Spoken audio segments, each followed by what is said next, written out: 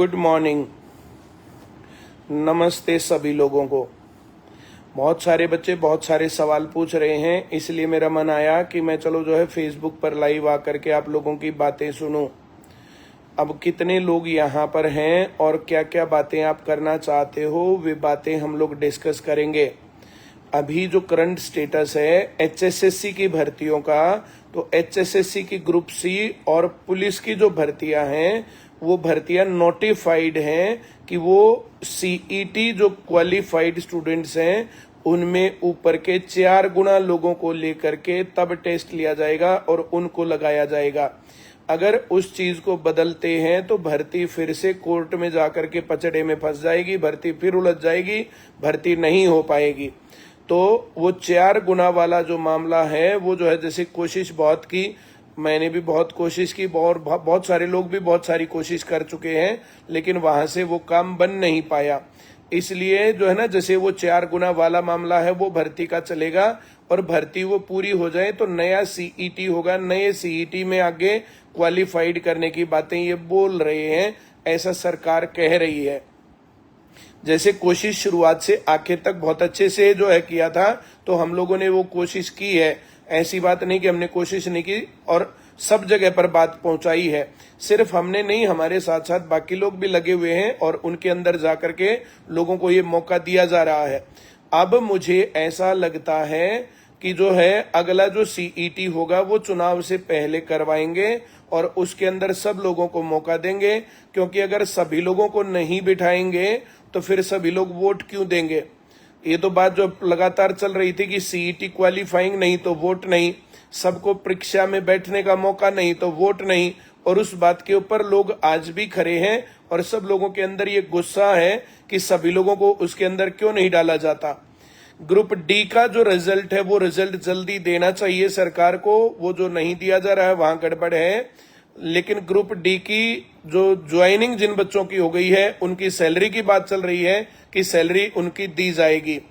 अब group C वाला जो मसला है, तो ग्रुप सी के अंदर दोबारा से पेपर होने की बात कही जा रही है और साथ में ये भी कह रहे हैं कि जिन लोगों ने ज्वाइन कर लिया है उनको नहीं हटने देंगे, उनके लिए रिव्यू पिटीशन दोबारा से डालेंगे और दोबारा से अपना पक्ष रखेंगे। बच्चों ने भी अपना केस कर लिया कि भाई हम बार बार पेपर क्यों दे, हमने एक बार पेपर पास कर लिया, उस भर्ती में कोई गड़बड़ नहीं है तो हम लोग क्यों हटे। तो ये सारी कहानी वो बातें चल रही है। अब बातें, और एक खुशी की खबर ये है कि जेबीटी की जो भर्तियों के लिए उन्होंने मंजूरी दी है, 1200 से 1500 के बीच में कुछ भर्तियां आ सकती है। कुछ लोग प्रयास कर रहे हैं कि वो भर्तियां कुछ और बढ़ जाएं। हरियाणा के अंदर जो जरूरत है आज के टाइम पर, तो वो 3500 से 4000 के बीच में जेबीटी टीचर्स की भर्ती है। जेबीटी टीचर्स की भर्ती मैं आप लोगों को बता दूं 2011 में ऑल हरियाणा के लिए निकली थी और 2012 में मेवात कैडर के लिए निकली थी। उसके बाद हरियाणा में भर्तियां नहीं हो पाई।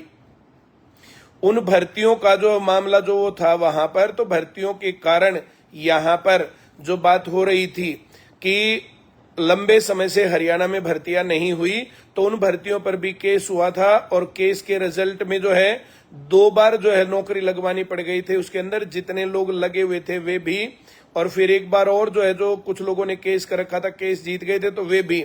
तो वहां पर और सरप्लस हो गए थे जेबीटी वाले टीचर, जिसके कारण लंबे समय से भर्ती नहीं आई थी। अब इस भर्ती के लिए एचकेआरएन में आई थी। एचकेआरएन में भर्ती आने से युवाओं के अंदर खासा रोष है, बहुत लोग बहुत ज्यादा उसके अंदर दुखी हैं। और आज तो कई खबरें आई हुई हैं एचकेआरएन में, और ये लगातार आती रहती हैं।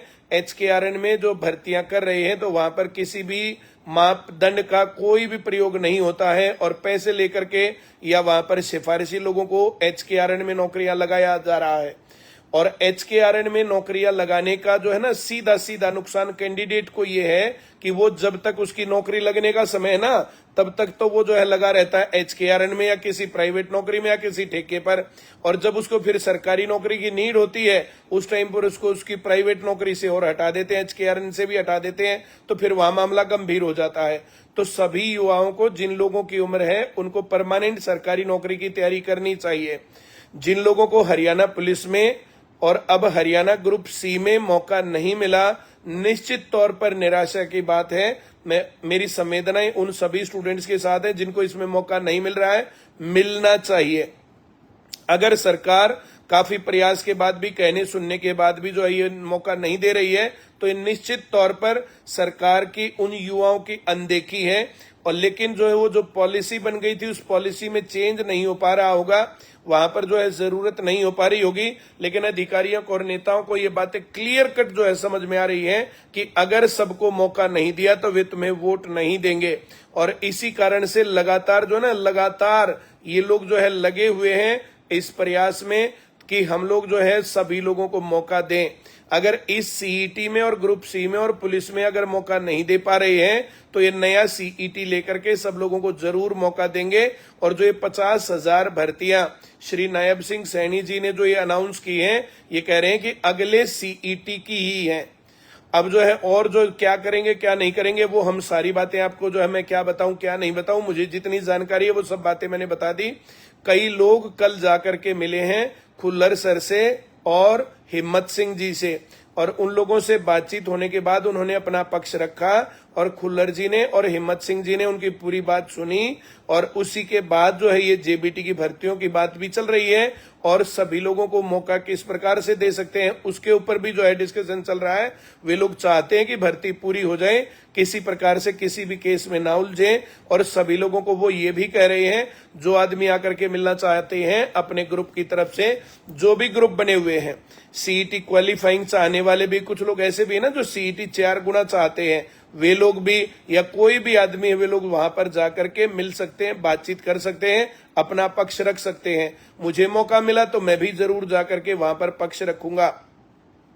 सीईटी क्वालिफाइंग की मांग रखने वाले बहुत सारे बच्चे कल एचएसएससी के ऑफिस पर जाकर के वहां प्रोटेस्ट करने के मूड में हैं, अपनी बात बताने के मूड में हैं। तो आप सभी लोग जितने भी जाना चाहें एचएसएससी के हेड ऑफिस के आगे कल सोमवार को अपनी बात रखने के लिए वहां पहुंच सकते हैं।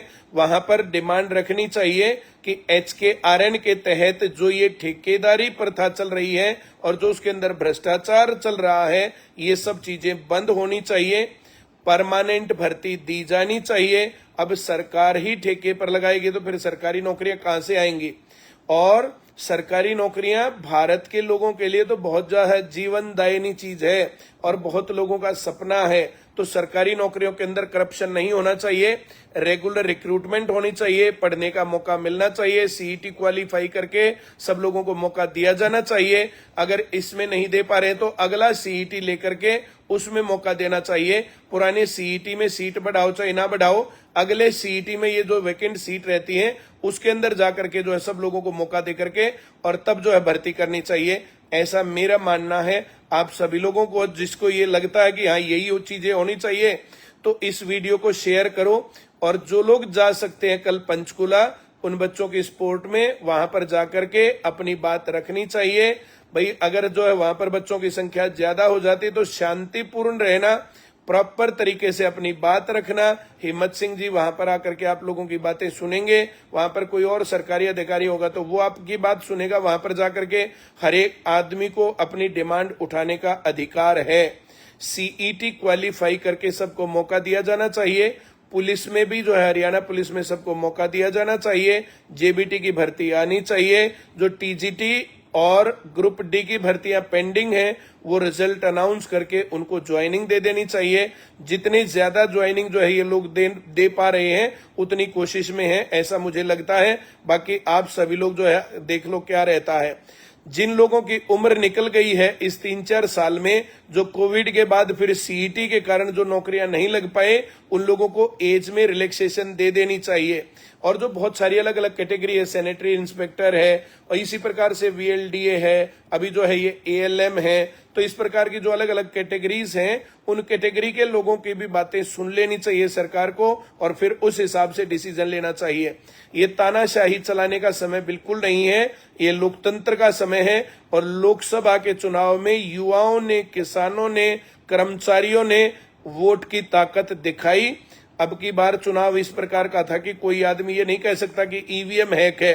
हर एक आदमी जो उस मामले पर जो है मामला जो है देख रहे थे और सब लोगों ने सही से जो है चुनाव के अंदर भागीदारी दे करके और सब लोगों को जो है एक आश्चर्यजनक तरीके से एक जो है परिणाम दिया और सभी लोगों ने अपनी वोट की ताकत दिखाई। उसके बाद सरकार सभी लोगों से मिलने के मूड में है। सीएम साहब भी वहां सबको मिलने का मौका देते हैं। किसी को सीएम साहब से जाकर के मिलना हो, बच्चों को जाके मिलना हो, तो सीएम हाउस में वहां जाकर के सभी लोग जो है वहां आते जाते देखे हैं। बहुत लोग जो है वहां पर जाकर के मिलते हैं, बात करते हैं। आप वहां जा सकते हो। अगर किसी कारण से तुम्हारा यहां पर नंबर नहीं पड़ रहा है तो भाई देखो, एसएससी में सीजीएल भी, एमटीएस भी, दोनों चीजों के फॉर्म निकले हुए हैं। अगर आपकी तैयारी अच्छी है तो उस लेवल पर भी, और कम है तो उस लेवल पर भी दोनों फॉर्म निकले हुए हैं, वहां भर लो। आरपीएफ के जो पेपर अभी होने वाले हैं, अभी यूपी पुलिस का पेपर फिर से होगा, राजस्थान में भर्तियां फिर से नए सिरे से शुरू होने वाली हैं। तो ये जो है ना, जैसे पंजाब में वार्षिक कैलेंडर है, हर साल भर्ती आती ही आती है। तो जो पंजाब के एरिया के आसपास लगने वाले लोग हैं, वे लोग वहां पर जाकर के आसानी से लग सकते हैं। अब आईसीएस के बच्चे तो राजस्थान में जाके भी लगते हैं भाई, पंजाब में भी जाके लगते हैं, उत्तर प्रदेश में भी जाके लगते हैं, दिल्ली चंडीगढ़ की तो बात ही छोड़ दो, हरियाणा में तो एक तरफा काम चलता ही है। तो जो लोग सही तरीके से पढ़ाई कर रहे हैं, पढ़ाई करते रहना। और जो ये हिंट दिए जाते हैं बीच में, ट्विटर कैंपेन है या कहीं पर जाकर के लोग जो अपनी बात रखना चाहते हैं, जैसे कल सीईटी क्वालिफाइंग करने के लिए बहुत सारे लोग वहां पर जा रहे हैं, तो आप लोग भी अगर वहां जाओगे तो आप लोगों को अच्छा लगेगा। अपने हक की आवाज सभी लोगों को उठानी चाहिए, लेकिन शांतिपूर्ण तरीके से, लीगल तरीके से, संवैधानिक तरीके से, कोई भी गड़बड़ ना होने पाए। ट्विटर कैंपेन चलाना चाहिए। ट्विटर के ऊपर जो है बार बार ट्वीट कर दो, जैसे मैंने जो कई वो लिख रखे हैं, उसको मैंने जो है सीएम साहब को, पूर्व मुख्यमंत्री साहब मनोहर लाल खट्टर जी को, सीएमओ को, इन लोगों को मैंने टैग कर रखा है। आप लोग भी उसको जो है कर सकते हो, उसको दोबारा से ट्वीट कर सकते हो। चलिए, आज की इस बात में मैं इतनी ही करता हूं। भाई पुलिस में लगना है, हरियाणा पुलिस में, दिल्ली पुलिस में, यूपी पुलिस में, अब भर्ती प्रोसेस जैसा भी चल रहा है, 2 दिन कम या ज्यादा लग सकते हैं, लेकिन जो लगातार पढ़ता जाएगा उसका सिलेक्शन निश्चित तौर पर होगा। सही तरीके से नौकरी लग जाओ, सही तरीके से पढ़ो। Thank you very much.